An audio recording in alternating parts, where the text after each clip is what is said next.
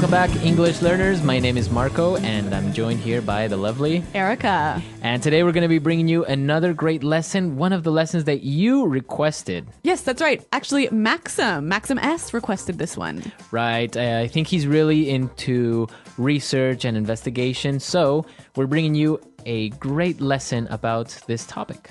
Okay, so I'm really excited to hear this dialogue all about research. So why don't we start listening to two university professors discussing an important question. We've been over this 1,000 times. The data is irrefutable. Look, we've done extensive research, built studies, and read the literature, and there is conclusive evidence to support my theory. Horowitz, I beg to differ. Even in your most recent study, the investigative approach was flawed. You know as well as I do, the collection of data was not systematic, and there's a large margin of error. To draw a definitive conclusion based on that data would be misleading. That is preposterous. You are trying to single-handedly solve one of the world's greatest mysteries, and yet you're oblivious to the fact that you're wrong. I am not wrong. The chicken came first. No! The egg came first! The chicken. Egg! The chicken. The egg! The chicken. The egg! All right, so interesting. Which came first, the chicken or the egg? It's an age-old question, isn't it? And apparently, they are not going to agree anytime soon. All right, well, what they can agree about is this awesome language. So why don't we take a look at it now in Language Takeaway. Language Takeaway. Okay, on Language Takeaway today, we have some really great words, and this first one is really good. Irrefutable. Irrefutable.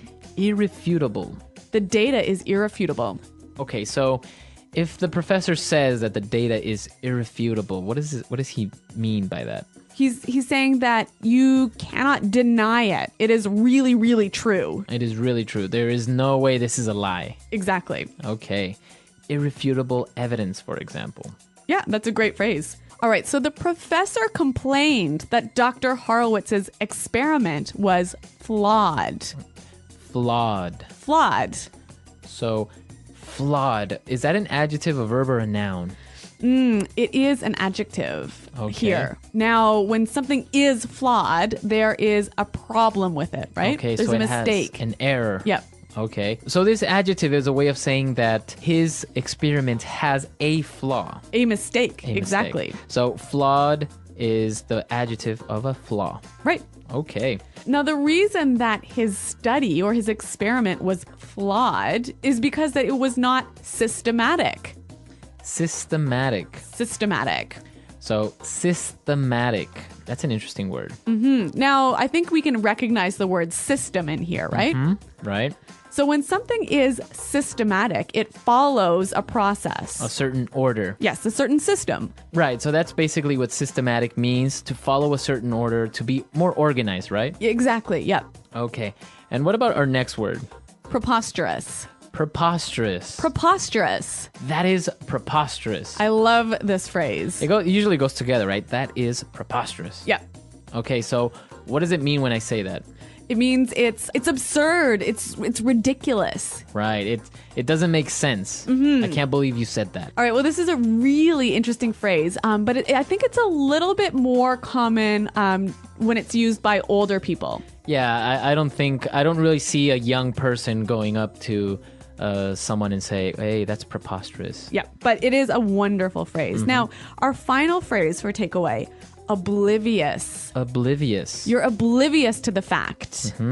So a person that is oblivious to something. They don't know, or they're unaware. Okay, so they ignore maybe the facts, or Exactly. they don't see it. Yeah, you're oblivious to the fact that we're in a recession. Okay, or he is completely oblivious. You can just say it like that, right? Yep, he doesn't know. Okay, so we took a look at some of the great vocabulary we found in the dialogue, but there were also some really good phrases that I think we should look at. Okay, and let's take a look at those and putting it together. Putting it together. You know, Marco, one of the things I love about English is the way that words seem to fit together, like blocks coming together. And here we have a lot of great examples of these words that fit together really nicely. Okay, so why don't we look at those? And our first one now is extensive research. Extensive research. Extensive research. All right, so we know extensive means A lot. a lot. Yeah. So that's really good when you put it together. Extensive research. It means you have A lot of research. you have really studied, you have really looked things up. Mm-hmm. Okay, extensive research. Another great research-related phrase here is conclusive evidence. Conclusive evidence. Conclusive evidence. All right, now the first word there, conclusive. When something is conclusive, you can't argue with it. It's the final decision. All right, well, the professor complained that Horowitz's investigative approach was flawed, right? Mm-hmm. So this is our next phrase, investigative approach. Investigative approach. Investigative approach. Okay, so I remember the word investigate is a verb. Yes? But in this case, it's an It's an adjective.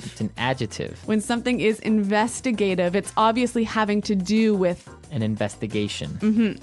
So the approach so when he said investigative approach, just simply the way you investigate okay, the problem. The way he investigated. Okay. Very interesting. What about this other phrase that I saw? It was really interesting. Definitive conclusion. Definitive conclusion. So a definitive conclusion. All right. Well, again, I think we know the word conclusion, right? Okay. So it's a final judgment or decision. All right. When something is definitive, you can't argue with it or change it. Okay, so the conclusion or the final result is final. Like there is no way of arguing it. Exactly. Okay. All right. Definitive conclusion. This is some great language. So why don't we listen to it one more time in the dialogue?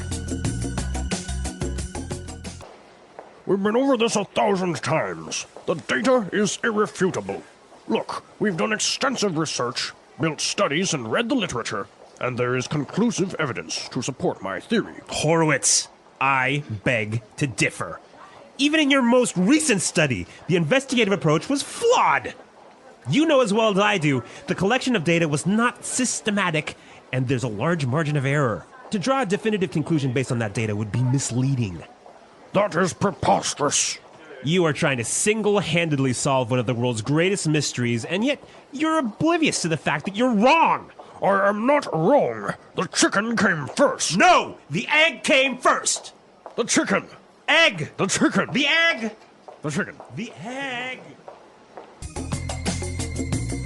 So, an interesting question. What do you think? What came first, the chicken or the egg? Well, if you ask me, it was the egg. It was the egg? Yeah. Interesting. What about why did the chicken cross the road? To get to the other side. Do you think that's really the reason? Well, there's a million different reasons, but this is great. I'm glad you brought that up because this is like the classic English joke.